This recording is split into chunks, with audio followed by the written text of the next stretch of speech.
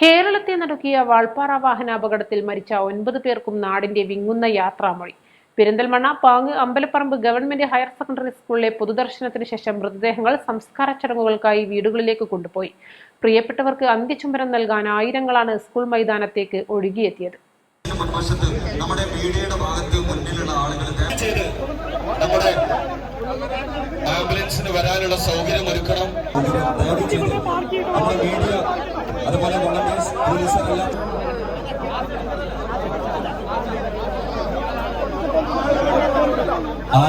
നമ്മുടെ ആശ ടീച്ചറുടെ ഫ്രീസർ അങ്ങോട്ട് കൊണ്ടു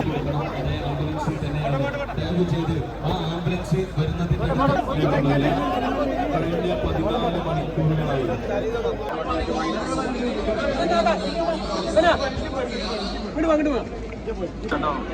നമ്മൾ അനുസരിക്കണം.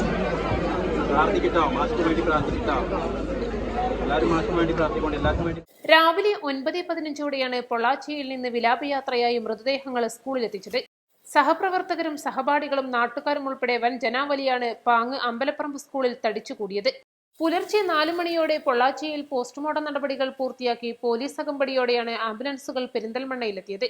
മന്ത്രി V Sivankutty, P K Kunhalikutty, Panakkad Sadiq Ali Shihab Thangal തുടങ്ങിയവർ സ്കൂളിലെത്തി അന്തിമോപചാരം അർപ്പിച്ചു.